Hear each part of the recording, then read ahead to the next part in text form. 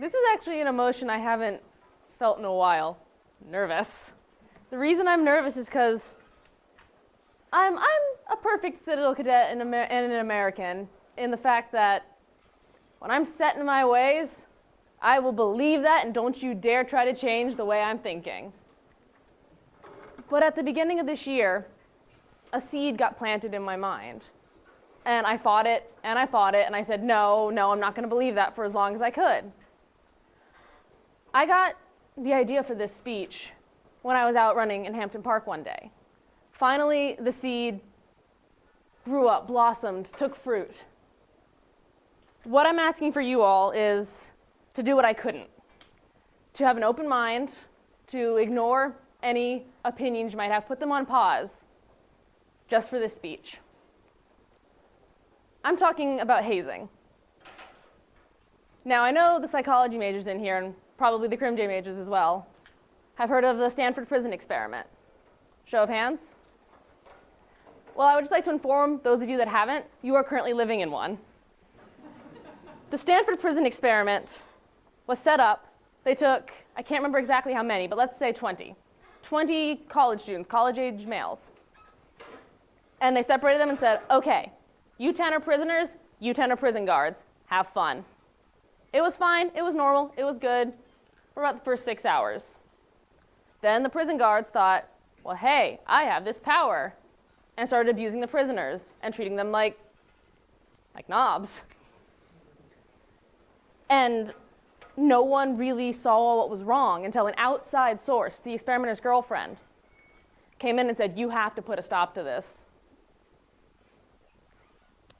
So I know many of you think there's nothing wrong with hazing. It was done to me. But I asked some of my friends, or some people upperclassmen I associated with when I was a knob, why won't you PT the girls in their room? Why won't you treat the girls the same way you treat the boys? And they're like, well, I couldn't do what I did to girls, what I do to boys. And isn't that messed up?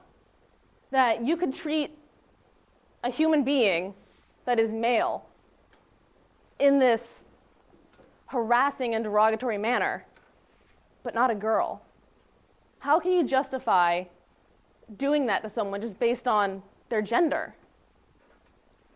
And I'm not just talking about push-ups and stuff. My sophomore year, when I was going to sign punishments, because I had cons, I heard a knob in there, and he was telling a story. He was bragging to some upperclassmen. One of my classmates, and I apologize for this, made him eat the upperclassman's vomit and write an essay on it. Why is this okay? While I was out running, at first I thought, okay, yeah, you know what, stuff like that's gross, but PTing in the room, it builds camaraderie, it builds bonding, it can be used as a punishment. But then I looked back on it and I observed what I saw in the battalion from an objective standpoint, and I realized it's used as a reward, and it's only used to those who they believe deserve it.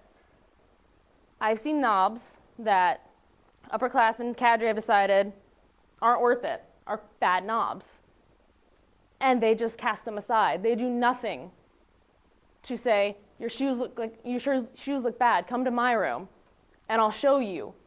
Your uniform looks like crap, I'll show you how to iron it. You can't pass the PT test, come run with me. They just cast them aside and say, everything you do is wrong, you are a crappy knob, leave my school. But the knobs that maybe had a JROTC in high school, and so know how to shine the shoes, know how to iron the clothes, they get special treatment. They're the ones that get hazed as a reward. When you think about it, you are literally assaulting someone as a reward. And you might say, oh, well, you don't know, you don't understand. I do. It happened to me. Knob year, I thought it was the coolest thing ever. I was like, yeah, upperclassmen think I'm cool enough to assault. Sophomore year, I was like, all right, I'm a sophomore. Let's mess with some knobs. I didn't. That was when the hammer started coming down. And I also realized while I thought it was cool, I couldn't have done it. I couldn't have. I honestly couldn't have.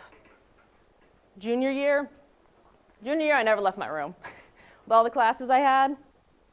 And I feel like that was when things started to take a little bit, start rolling a little bit, but I fought it. I started fighting it. And this year, it was actually Captain Peluso who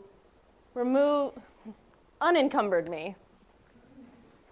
Because, like with the Stanford prison experiment, there's the prisoners and the prison guards, but there's also a third group we have here, the senior privates. We're the people that have been here for 4 years, maybe 3 if you're super smart. But we didn't have that power, so we can view things from a little bit of a different angle. And that's when I realized I've been brainwashed. What needs to change is we need to start realizing these are human beings. And beating people as a reward is messed up. And not beating people as a punishment is even more messed up. We need to fix the lack of, I hate this word, the lack of leadership, the lack of principled leadership in taking care of our knobs before we start giving special treatment, which shouldn't even be assault, to our knobs. We are a broken Stanford prison experiment. And until we realize that and fix that, nothing's going to change. And my speech today is to inspire. And I realize I'm probably not going to have changed everyone and been like, yes, hazing's wrong. Let's stop all of this. But like me, I hope that if I just planted a seed in 1 or 2 of your minds, I can slowly begin to grow, then I've succeeded today. Thank you, Toastmasters.